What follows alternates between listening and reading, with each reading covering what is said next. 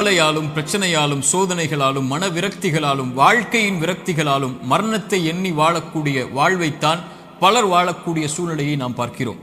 குறிப்பாக வாலிப சமூகத்துடைய ஆண்களும் பெண்களும் பெரும்பான்மையாக இந்த நிலையில் இருக்கக்கூடிய காட்சியைத்தான் நம்மால் பார்க்க முடிகிறது.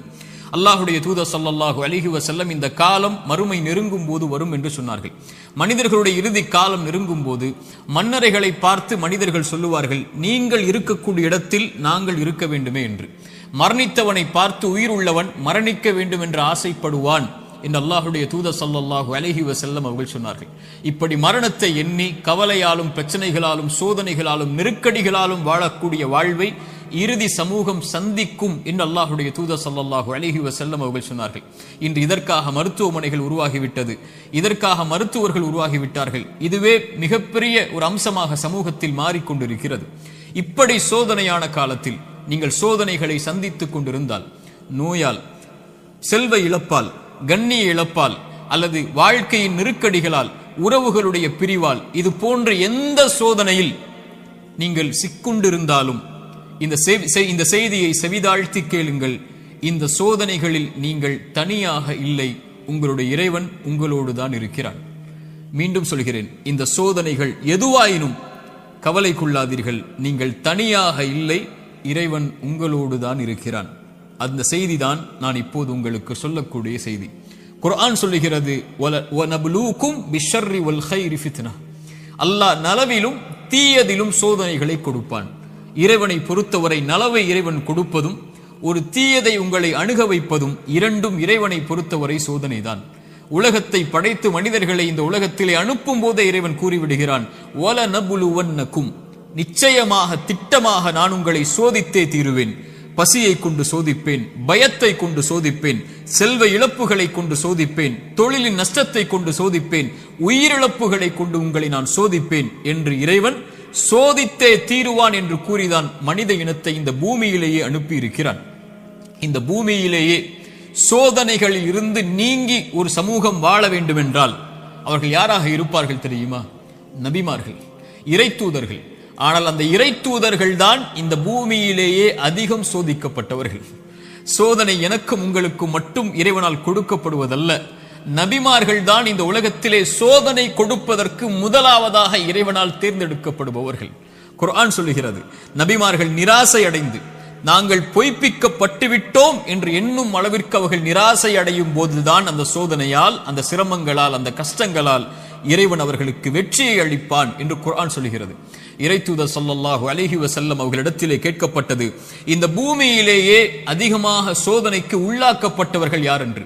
அல்லாஹ்வின் தூதர் ஸல்லல்லாஹு அலைஹி வஸல்லம் அவர்கள் சொன்னார்கள், நபிமார்கள். அவர்களுக்கு பிறகு நல்லவர்கள், அவர்களுக்கு பிறகு அவர்களை பின்தொடர்பவர்கள் என்று அல்லாஹ்வுடைய தூதர் ஸல்லல்லாஹு அலைஹி வஸல்லம் அவர்கள் சொன்னார்கள். மனிதர்களுடைய எல்லோருடைய வாழ்க்கையிலும் இந்த எல்லா சோதனைகளும் பொதுவானது. நானும் நீங்களும் மட்டும் சோதனையில் உள்ளாக்கப்படுவதில்லை என்ற நியதியை நாம் புரிந்து கொள்ள வேண்டும். நமது வலதுபுறம் இடதுபுறம் இருக்கக்கூடிய எல்லோர்களும் சோதிக்கப்படுகிறார்கள். இப்போது பாருங்கள், பலஸ்தீனிலே முஸ்லிம்கள் படக்கூடிய பிரச்சனைகள், அவர்கள் சந்திக்கக்கூடிய சிரமங்கள், அவர்கள் சந்திக்கக்கூடிய உயிரிழப்புகள், பசியால் வாடக்கூடிய மனிதர்கள் நமக்கு முன்னால் வாழ்ந்து கொண்டிருக்கிறார்கள். தண்ணீர் கிடைக்காமல் தாகத்திலே கடல் நீரை குடிக்கக்கூடிய மக்கள் இன்று பலஸ்தீனிலே உண்டு. பசியால் புல்லை, விலங்கினங்களுடைய கழிவை சாப்பிடக்கூடிய மக்களாக இன்று பலஸ்தீன் மக்கள் பசியால் தாகத்தால் வாடுகிறார்கள். மனைவி இல்லை, குழந்தைகள் இல்லை, கணவன் இல்லை, உறவுகள் இல்லை. ஒரு கடைக்கு சென்று திரும்பி வந்த பெண்ணுக்கு குடும்பம் முழுக்க மண்ணில் புதைந்திருக்கிறது. அவர்களுக்கு உணவுக்கு வாய்ப்பில்லை, தண்ணீருக்கு வாய்ப்பில்லை, ஒதுங்குமிடத்திற்கு வாய்ப்பில்லை, பாதுகாப்பிற்கு வாய்ப்பில்லை. அவர்கள் தொழுவதற்கு மஸ்ஜிதுகள் இல்லை பலஸ்தீனில். இந்த சோதனைகளுக்கு முன்னால் எல்லாம் என்னையும் உங்களையும் நிறுத்தி பாருங்கள். நம் சோதனைகள் எல்லாம் ஏமாத்திரும். என்ன அளவு சோதனைகளை சந்திக்கிறோம்.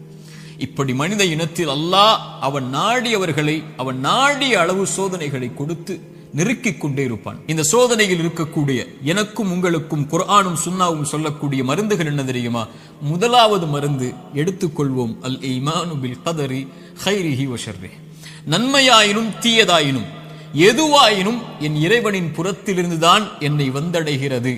அவன் இந்த சோதனை வருவதற்கு முன்னதாகவே அந்த விதியை நிர்ணயித்திருக்கிறான், அதை அறிந்திருக்கிறான். அந்த சோதனை எனக்கு வருகிறது, இதன் மூலமாக இறைவன் என்னை சுத்தப்படுத்த என் அந்தஸ்தை உயர்த்த நாடுகிறான், அல்லது என்னை நான் செய்யும் பாவங்களால் தண்டிக்க நாடுகிறான். இதை பின்னால் விளக்குகிறேன்.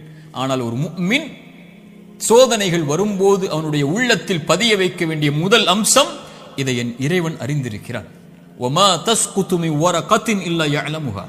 இந்த உலகத்தில் இருந்து ஒரு மரம், அந்த மரத்தில் இருந்து ஒரு இலை கீழே விழ முடியாது என் இறைவனுடைய நாட்டம் இல்லாமல், கல்வி இல்லாமல். இதை அறிந்த இறைவன் என் சோதனையை அறியாமல் இருப்பானா? எனக்கு வரக்கூடிய நோயை, செல்வ இழப்பை, கஷ்டங்களை, சிரமங்களை, பிரிவை என் இறைவன் அறியாமல் இருப்பானா? அல்லது நாம் இன்று உலகத்திலே பார்க்கக்கூடிய எல்லா சோதனைகளையும், பலஸ்தீனில் என்னுடைய சமூகம் படக்கூடிய சிரமங்களை, கஷ்டங்களை, சோதனைகளை, அந்த இரத்தங்களை, அந்த உயிரிழப்புகளை, அந்த பிரிவுகளை, அந்த ஓலங்களை இறைவன் அறியாமல் இருப்பானா? இறைவன் அனைத்தையும் அறிந்திருக்கிறான். ஆனால் அவனுக்கென்று ஒரு நியதி இருக்கிறது, அவனுக்கென்று ஒரு வழிமுறை இருக்கிறது. இந்த சமூகத்தை தூய்மைப்படுத்துவதற்கும் இந்த சமூகத்திற்கு அவன் பாவங்களின் காரணமாக தண்டனைகளை கொடுப்பதற்கும். அல் ஈமானு பில் கதரி வல் கைரிஹி வ ஷர்ரி, நன்மை தீமை அனைத்தும் இறைவனின் புறத்திலிருந்து வருகிறது. அவன் நாடியதால் தான் இது என்னை வந்தடைந்திருக்கிறது என்பதை முதலில் ஒரு முஃமின் ஏற்றுக்கொள்ள வேண்டும். இரண்டாவது மருந்து, இறை நினைவை உள்ளத்திலே கொண்டு வர வேண்டும். இறைவனை உள்ளம் நினைக்க தயாராக வேண்டும். உள்ளத்தின் நோய்க்கு மிகப்பெரிய மருந்து அலா பி திக்ரில்லாஹி தத்மஇன்னுல் குலூப். உள்ளத்தின் நிம்மதியை அல்லாஹ் திக்ரில் வைத்திருக்கிறான், அவனுடைய நினைவில் வைத்திருக்கிறான். ரப்பை ஒருவன் சோதனையில் நினைத்தால் ஃபத்குருனி ஃபத்குரூனி அத்குருக்கும், ஃபத்குரூனி அத்குருக்கும், என்னை நினையுங்கள். ரப்பு சொல்லுகிறான், உங்களை படைத்தவன் சொல்லுகிறான், உங்களை பரிபாலிப்பவன் சொல்லுகிறான், அத்குருக்கும், உங்களை நான் நினைக்கிறேன். அல்லாஹு அக்பர். அல்லாஹ் நினைத்து விட்டால் உங்களுடைய சோதனைகள் எல்லாம் எம்மாத்திரம் அவனுக்கு நீக்குவதற்கு. உங்கள் நோயில் இறைவன் உங்களை நினைத்து விட்டால் அவனை தவிர வேறு யார் உங்களுக்கு மருந்தை கொடுத்து அந்த நோயை நீக்க முடியும்? செல்வ இழப்பை நீக்க முடியும், பிரிவுடைய கவலைகளை நீக்க முடியும், வாழ்வின் பிரச்சனைகளை நீக்க முடியும். அல்லாஹ்வுடைய தூதர் ஸல்லல்லாஹு அலைஹி வஸல்லம் சொன்னார்கள், அல்லாஹ் கூறுவதாக, ஒரு அடியான் என்னை எப்படி நினைக்கிறானோ அது போன்றே நானும் அவனை நினைக்கிறேன். அவன் என்னை நினைத்தால் நான் அவனோடு இருந்து விடுகிறேன். அவன் என்னை தனிமையில் நினைத்தால் நானும் அவனை தனிமையில் நினைக்கிறேன். அவன் ஒரு கூட்டத்தில் என்னை நினைவு கூர்ந்தால் அவன் நினைவு கூறக்கூடிய கூட்டத்தை விட சிறந்த கூட்டத்தில் நான் அவனை நினைவு கூறுகிறேன் என்று அல்லாஹ்வுடைய தூதர் ஸல்லல்லாஹு அலைஹி வஸல்லம் அல்லாஹ் கூறுவதாக சொன்னார்கள். அவன் தனிமையில் அவன் நினைத்தால் என்னை, நான் அவனை தனிமையில் நினைக்கிறேன். என்னை நினைத்தால் நான் அவனோடு தான் இருக்கிறேன் என்று அல்லாஹ் கூறுகிறான். அல்லாஹ் உங்களோடு இருந்தால் ஏன் கவலை? அல்லாஹ் உங்களோடு இருந்தால் ஏன் பிரச்சனைகள்? அல்லாஹ் உங்களோடு இருந்தால் ஏன் சிரமங்கள்? அல்லாஹ்வை நேசிக்கக்கூடிய அடியார்களுக்கு லா ஹவுஃபுன் அலைஹிம் வலா ஹும் யஹ்ஸனூன், அவர்கள் கவலை கொள்ள மாட்டார்கள், அவர்கள் பயம் கொள்ள மாட்டார்கள். அவர்களுடைய உள்ளம் அல்லாஹ்வின் நினைவால் நிரம்பி இருக்கும் போது இறைவன் கொடுத்த கவலை, இறைவன் கொடுத்த சோதனை, அவன் எனக்கு ஒன்றை நாடுகிறான், இதில் நான் நலவை முயற்சி செய்து முன்னேறுகிறேன், என்ன சோதனையாயினும் அவன் எனக்கு நீக்குவான் என்ற நம்பிக்கையில் ஒரு முஃமின் முன்னேறுவான். ஒரு பாவி இறைவனை குறை கூறி பின்னால் வந்து விடுவான், இறைவனை மறந்து பின்னால் சென்று விடுவான், இறைவனை ஏசி அல்லது சபித்து நீ எல்லாம் இறைவனா என்று சோதனையில் அவனை தூற்றிவிட்டு பின்னால் வந்து விடுவான். ஒரு முஃமின் அவனை அதிகம் அதிகம் நினைவு கூறுவதற்கு தயாராகுவான். மூன்றாவது துஆ, அவனை அழைக்க வேண்டும், நினைத்த இறைவனை அழைக்க வேண்டும். அழைப்பதுதான் சோதனைகளை நீக்கும். கரம் ஏந்தி உங்களுடைய சோதனைகளை முறையிட்டு நீங்கள் அல்லாஹ்வை அழைக்காமல் சோதனை நீங்கும் என்று நினைப்பது பகலில் கனவு காண்பதுதான், நடக்கவே நடக்காது. இறைவனை அழைத்தால் தான் சோதனைகள் நீங்கும். நபிமார்கள் அழைத்தார்கள், நபி யூனுஸ் அழைத்தார்கள் அல்லாஹ்வை, லா இலாஹ இல்லா அன்த சுப்ஹானக் இன்னி குன்து மினல் ஸாலிமீன். உறவுகளை விட்டு நீங்கி, உலகத்தை விட்டு நீங்கி செய்த ஒரு சிறிய தவறால் மீன் வயிற்றில் அகப்பட்டு இருளில் கிடக்கக்கூடிய ஒரு நபி, அவர்களுக்கு தெரியும் இந்த இருளில் இருந்து யாரும் என்னை நீக்க முடியாது, என்னை விலக்கி கொண்டு வர முடியாது, மீன் வயிற்றுடைய இருள் சூழ்ந்திருக்கிறது, உங்களுடைய வாழ்க்கையும் இருளால் சூழப்பட்டிருந்தால் அல்லாஹ்வுடைய தூதர் சொன்னார்கள், யூனுஸ் அழைத்த அந்த பிரார்த்தனையை நீங்களும் அழையுங்கள், அல்லாஹ் உங்களையும் அந்த பிரச்சனையில் இருந்து நீக்குவான். லா இலாஹ இல்லா அன்த சுப்ஹானக், வணக்கத்துக்குரிய இறைவனை, உன்னை தவிர வணங்கத் தகுதியானவன் யாரும் இல்லை, நீ பரிசுத்தமானவன். இன்னி குன்து மினல் ஸாலிமீன், நான் அநீதம் செய்பவன் யா அல்லாஹ், அநீதத்திற்கு உள்ளானவன் யா அல்லாஹ், எனக்கு இந்த சோதனைகளை நீக்கு யா அல்லாஹ் என்று அவன் கேட்பான். அல்லாஹ் அந்த சோதனையை நீக்குவான். நான் செய்த பாவத்தால் எனக்கு இந்த சோதனை என்றால் இதோ விடுகிறேன் யா அல்லாஹ், நீக்கு யா அல்லாஹ். நபி யூனுஸ் அழைத்தார், அல்லாஹ் நீக்கிறான். நபி மூசா அழைத்தார், அல்லாஹ் நீக்கிறான். நபி இப்ராஹிம் அழைத்தார்கள், அல்லாஹ் நீக்கினான். நபி தாவூத் அழைத்தார்கள், அல்லாஹ் நீக்கினான். நபி நூஹ் அழைத்தார்கள், அல்லாஹ் நீக்கினான். நபி ஜக்கரியா அழைத்தார்கள், அல்லாஹ் நீக்கினான். நபி அய்யூப் அழைத்தார்கள், அல்லாஹ் நீக்கினான். முஹம்மது ரசூலுல்லாஹ் ஸல்லல்லாஹு அலைஹி வஸல்லம் அழைத்தார்கள், அல்லாஹ் நீக்கினான். நாம் அழைத்தோமா அல்லாஹ்வை? நாம் கேட்டோமா அல்லாஹ்விடத்தில்? நாம் முறையிட்டோமா, யா அல்லாஹ் இந்த சோதனையால் சிரமப்படுகிறேன், அவதிப்படுகிறேன், கஷ்டப்படுகிறேன், இன்னல் படுகிறேன், கண்ணீர் வடிக்கிறேன், எனக்கு இந்த சோதனையை நீக்கு யா அல்லாஹ். என் பாவத்தின் மூலமாக வந்திருந்தால் இதோ இந்த பாவங்களை விட்டு விலகி வருகிறேன் யா அல்லாஹ், என் கவலையை நீக்கு என்று கேட்டிருக்கிறோமா? அல்லாஹ்வுடைய தூதர் ஸல்லல்லாஹு அலைஹி வஸல்லம் ஒரு நபித்தோழரை பார்க்கிறார்கள். பள்ளியில் தொழுகை அல்லாத நேரத்தில் அவரை பார்த்து கேட்டார்கள், ஏன் தோழரே பள்ளிக்கு வந்திருக்கிறாய் இந்த நேரத்தில்? அவர் சொன்னார், யா ரசூலல்லாஹ், கடன்.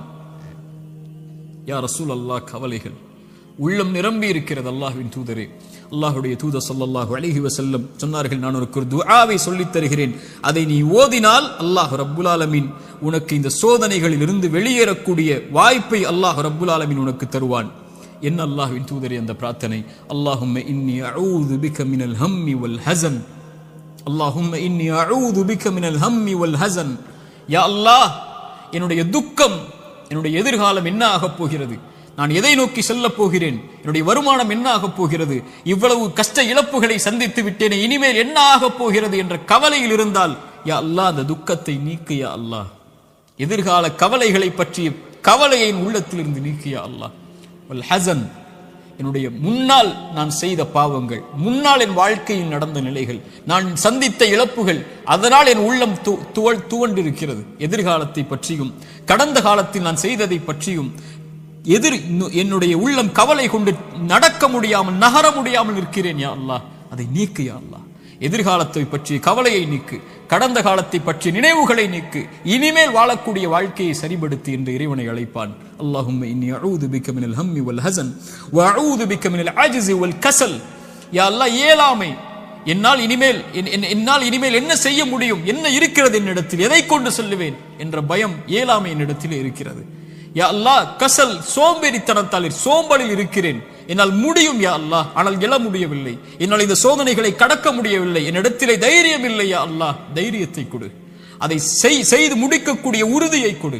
வஅஊது பிக மினல் அஜ்ஸி வல் கஸல் வஅஊது பிக மினல் ஜுப்னி வல் புகுல். யா அல்லாஹ், கஞ்சத்தனத்தை விட்டும், யா அல்லாஹ் கோழைத்தனத்தை விட்டும், யா அல்லாஹ் கடன் என்னை மிகைப்பதை விட்டும், மனிதர்கள் என்னை ஆக்கிரமிப்பதை விட்டும் என்னை பாதுகாத்து விடு யா அல்லாஹ். இந்த அல்லாஹ்வுடைய தூதர் ஸல்லல்லாஹு அலைஹி வஸல்லம் அந்த துஆவை அந்த தோழருக்கு கற்றுக் கொடுத்தார்கள். இதை ஓதக்கூடிய வழக்கம் உள்ளவர்களாக மாற வேண்டும். இப்படி அல்லாஹ்வை அழைக்கக்கூடிய முறையிலெல்லாம் இதா சஅலக இபாதி அன்னி ஃபஇன்னி கரீபுன் உஜீபு தஅவத தாஇ இதா தஆன். அழைப்பவர்கள் அழைத்தால் அந்த அழைப்பிற்கு இவன் பதில் கொடுக்காமல் இருப்பதில்லை. அல்லாஹ்வின் தூதர் சொன்னார்கள், ஒரு மனிதன், ஒரு முஃமின் அல்லாஹ்விடத்திலே கரம் ஏந்தி அவனுடைய கரம் அல்லாஹ் கொடுக்காமல் கீழே விழுந்தால் அவன் கேட்பதை இறைவன் வெட்கப்படுகிறான் என்று அல்லாஹ்வுடைய தூதர் ஸல்லல்லாஹு அலைஹி வஸல்லம் சொன்னார்கள். அல்லாஹ்வை அழையுங்கள். கடைசியாக இந்த நேரத்தில் சுருக்கமாக சொல்கிறேன், மீண்டும் சொல்கிறேன், நோயால் சிரமப்படுகிறீர்களா, இழப்புகளால் சிரமப்படுகிறீர்களா, பிரிவால் சிரமப்படுகிறீர்களா, கடினமான காலத்தை வாழ்க்கையில் கடக்கிறீர்களா, ஒருபோதும் அல்லாஹ் உங்களை கைவிட மாட்டான். உங்களை விட இறைவன் உங்கள் மீது நேசம் கொண்டிருக்கிறான். கவலை கொள்ளாதீர்கள். நீங்கள் தனியாக ஒருபோதும் இல்லை. உலகமெல்லாம் உங்களுக்கு எதிராக இருந்தாலும் நீங்கள் தனியாக இல்லை. அவன் உங்களோடு இருக்கிறான். அவன் உங்களோடு இருந்தால், இந்த உலகத்தில் யார் உங்களோடு இல்லை என்றாலும், இந்த உலகமே உங்களை வெறுத்திருந்தாலும், உலகமே உங்களை புறக்கணித்தாலும் கவலை கொள்ளாதீர்கள். அது போதும் நமக்கு. இறைவன் உங்களோடு இருந்தால் அது போதும். உலகமெல்லாம் உங்களோடு இருந்து இறைவன் உங்களோடு இல்லை என்றால் அதைவிட நஷ்டம் இல்லை. உலகத்தில் எவரும் இல்லாமல் இறைவன் உங்களோடு இருந்தால் அதைவிட இன்பம் இல்லை. நபிமார்கள் உலகம் புறக்கணித்தது நபி நூஹை, ஆனால் நூஹோடு அல்லாஹ் இருந்தான். நபி தாவூதை உலகம் புறக்கணித்தது, அல்லாஹ் அவர்களோடு இருந்தான். நபி யூனுஸை உலகம் புறக்கணித்தது, அவர்கள் செய்த பாவத்திற்காக மன்னிப்பை கேட்டார்கள், அல்லாஹ் அதிலிருந்து அவர்களை பாதுகாத்தான். இப்ராஹீமை உலகம் புறக்கணித்தது, அல்லாஹ் அவர்களோடு இருந்தான். மூசாவை உலகம் புறக்கணித்தது, அல்லாஹ் அவர்களோடு இருந்தான். நபி அல்லாஹ்வின் தூதரையும் உலகம் புறக்கணித்தது, பெரும்பான்மை புறக்கணித்தது, அல்லாஹ் அவர்களோடு இருந்தான். லா தஹ்சன் இன்னல்லாஹ மஅனா. அல்லாஹ்வின் தூதர் அதனால்தான் சொன்னார்கள், கவலை கொள்ளாதீர், அல்லாஹ் நம்மோடு இருக்கிறான். அல்லாஹ்வின் தூதர் ஸல்லல்லாஹு அலைஹி வஸல்லம் ஒரு தாயை குறித்து சொன்னார்கள், போர்க்களத்தில் காணாமல் போய் கிடைத்த ஒரு குழந்தையை ஒரு தாய் தேடி வரும்போது அல்லாஹ்வுடைய தூதர் அதை எடுத்து கொடுக்கும் போது அந்த தாய் அந்த குழந்தையை வாங்கி கட்டி அணைத்து அதற்கு உணவை கொடுக்கும் போது அல்லாஹ்வின் தூதர் நபித்தோழர்களை பார்த்து கேட்டார்கள், இந்த தாய் இந்த குழந்தையை நெருப்பில் வீசுவாளா? அந்த குழந்தை படக்கூடிய சிரமத்தை கஷ்டமாக உணர்ந்த அந்த தாய், தன் உயிர் போய் கிடைத்த வந்த மகிழ்ச்சியில் இந்த வாழக்கூடிய இந்த தாய் இந்த குழந்தையை நெருப்பில் வீசுவாளா? தன்னோடு வந்துவிட்ட அந்த குழந்தையை எப்படி நெருப்பில் வீசுவாள்? அல்லாஹ் இந்த குழந்தைக்கு இந்த தாய் காட்டக்கூடிய அன்பை விட அல்லாஹ் அவனுடைய அடியார்கள் மீது இரக்கம் உள்ளவன். அல்லாஹ் அக்பர். ஒரு அறிஞர் அழகாக சொல்லுவார், யா அல்லாஹ், அல்லாஹ்வை அழைத்து சொல்லுவார், யா அல்லாஹ், என் தாயை விட என் மீது இரக்கம் காட்டக்கூடியவன் நீ. என் தாய் நான் சிரமப்படுவதை, என் தாய் நான் நோயில் வாடுவதை, என் தாய் நான் கடனில் இருப்பதை, கடனால் கஷ்டப்படுவதை, என் தாய் என் செல்வ இழப்புகளில் கஷ்டப்படுவதை, என் தாய் என்னுடைய இழப்புகளில், பிரிவில், நோயில், சிரமங்களில், சோதனையில் கஷ்டப்படுவதை விரும்ப மாட்டாள்.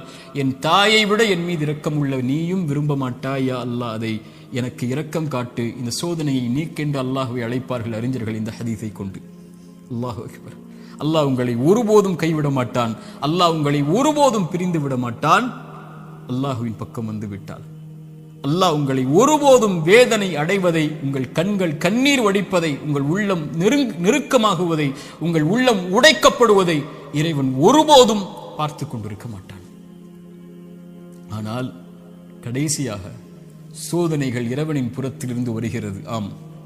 ஆனால் ஒருவருக்கு சோதனை நன்மையாக வரும், ஒருவருக்கு சோதனை தண்டனையாக வரும். நபிமார்களுக்கு சோதனை வந்தது என்று சொன்னேன். எல்லா நபிமார்களுக்கும் சோதனை வந்தது. அந்த சோதனைகள் அவர்களை தூய்மைப்படுத்துவதற்காக, அவர்களை சுத்தப்படுத்துவதற்காக, அவர்களுடைய அந்தஸ்தை அல்லாஹ்விடத்திலே உயர்த்துவதற்காக, ஈமானில் அவர்களை உறுதிப்படுத்துவதற்காக, எல்லாவற்றையும் கொண்டும், உலகத்தை கொண்டும், மார்க்கத்தை கொண்டும், தீனை கொண்டும் அல்லாஹ் சோதித்துக் கொண்டே இருந்தால் அவனின் பக்கம் அவர்களை நெருக்கமாக்கி, அவனின் பக்கம் அவர்களை நெருக்கமாக்கி கொண்டு வருவதற்காக. அது நிஅமா, அது அருள். அந்த சோதனை அருள். அல்லாஹ்வுடைய தூதர் ஸல்லல்லாஹு அலைஹி வஸல்லம் அவர்கள் சொன்னார்கள், உலகத்தில் அதிகமாக சோதிக்கப்பட்டவர்கள் யார் என்று கேட்கும் போது நபிமார்கள், அவர்களுக்கு பின்னால் வந்தவர்கள், அவர்களுக்கு பின்னால் வந்தவர்கள் என்று சொல்லிவிட்டு சொன்னார்கள், அல்லாஹ் ஒரு மனிதனுடைய மார்க்கத்திற்கு ஏற்ப அவனை சோதிப்பான். யா அல்லாஹ், அவனுடைய மார்க்கம் நிலையாக உறுதியாக இருந்தால் அந்த உறுதியோடு, அந்த நிலையோடு சோதனையும் உறுதியாகும். யா அல்லாஹ். மேலும் சொன்னார்கள், அவனுடைய மார்க்கம் எளிதாக இருந்தால் சோதனையும் அவனுக்கு எளிதாகும்.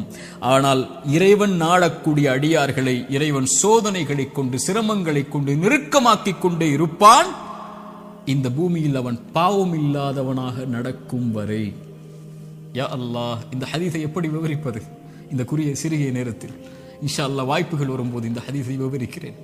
அல்லாஹ் சோதனைகளை கொண்டு ஒரு மனிதனை பக்குவப்படுத்துவான், நிலைப்படுத்துவான், முன்னேற்றுவான்.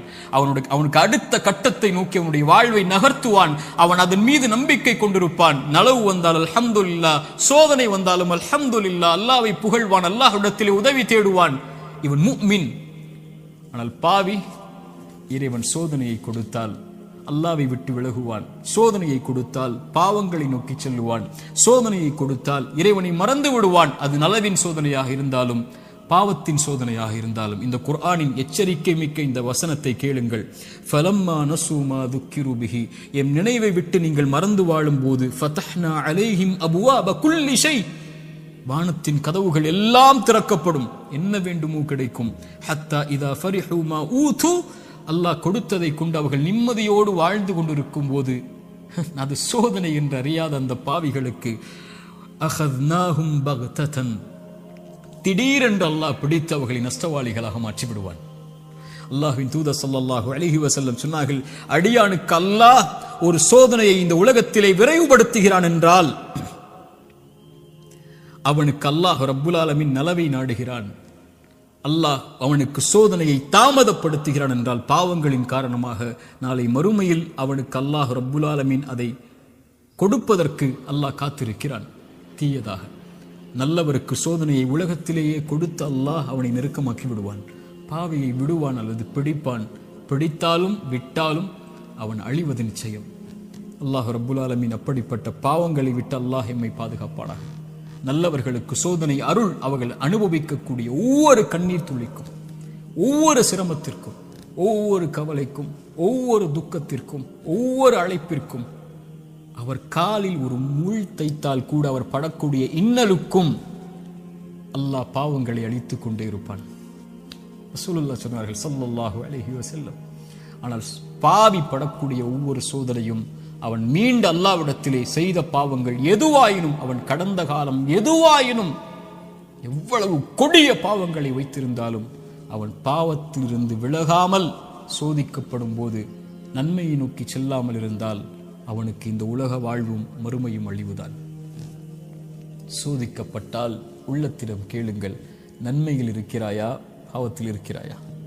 நன்மையில் இருந்தால் இது உனக்கு அருளின் சோதனை, முன்னேறு, வெளிச்சம் உனக்கு முன்னால் இருக்கிறது, நடந்து சென்று கொண்டே இரு, இந்த இருள் நீங்கிவிடும். இருளுக்கு பிறகு பகல், துன்பத்திற்கு பிறகு இன்பம், நோய்க்கு பிறகு சுகம், இப்படி உலகம் மாறி மாறி உனக்கு கொடுக்கும். ஓடிவிடு நன்மையை தேடி. வெளிச்சம் உன் வாழ்க்கையில் விரைவில் வரும், மிகப்பெரிய வெளிச்சமாக. நீ ஒரு மாதம் சிரமப்படுவாய், ஆனால் நீ கடக்க வேண்டிய இந்த மாதத்தை அல்லாஹ்வின் நம்பிக்கையில் நன்மையில் கடந்து விட்டால் நீ வருடம் முழுக்க நிம்மதியோடு இருப்பாய். 3 நாள் 4 நாட்கள் நோயில் சிரமப்பட்டால் கவலை கொள்ளாதே. அந்த நோயை அல்லாஹ்வின் நன்மைகளை எதிர்பார்த்து காரணிகளை எடுத்துக்கொண்டு களி, அல்லாஹ் உனக்கு அதற்கு பிறகு மிகப்பெரிய சுகத்தை வைத்திருக்கிறான். ஆனால் பாவத்தில் இவை அனைத்தையும் நீங்கள் சந்தித்தால், பாவம் உங்களிடத்திலே இருந்தால், யா அஹி யா உக்தி, என் தோழரே, என் சகோதரியே, அல்லாஹ்விற்காக அதை விடுங்கள். அல்லாஹ் உங்களை அரவணைக்க காத்து கொண்டிருக்கிறான். அவனை நோக்கி வந்து விடுங்கள். உங்கள் வாழ்வின் கவலைகள், பிரச்சனைகள், துன்பங்கள் இவை அனைத்தையும் இறைவன் நீக்கி விடுவான். அல்லாஹ் அப்படிப்பட்ட வாழ்வை எமக்கு தரட்டும். அல்லாஹ் இந்த அறிவுரை எனக்கும் உங்களுக்கும் அறிவுரையாக்கட்டும். இதன் மூலமாக என்னுடைய வாழ்வை இறைவன் செழிப்பாக்கட்டும். உலக சமூகத்திலே முஸ்லிம் சமூகம் படுகின்ற இன்னல்கள், கஷ்டங்கள், பிரச்சனைகள், சோதனைகள், குறிப்பாக பலஸ்தீனில் நம்முடைய சகோதர சகோதரிகள் படக்கூடிய எல்லா இன்பங்கள், சோதனை, எல்லா இழப்புகளுக்கும், எல்லா சோதனைகளுக்கும், எல்லா துன்பங்களுக்கும் அல்லாஹ் விரைவில் மிகப்பெரிய வெற்றியோடு அல்லாஹ் வெளிச்சத்தை தரட்டும். அகூலு கௌலி ஹாதா அஸ்தக்ஃபிருல்லாஹ் லீ வலக்கும். அஸ்ஸலாமு அலைக்கும் வரஹ்மத்துல்லாஹி வபரகாத்துஹு.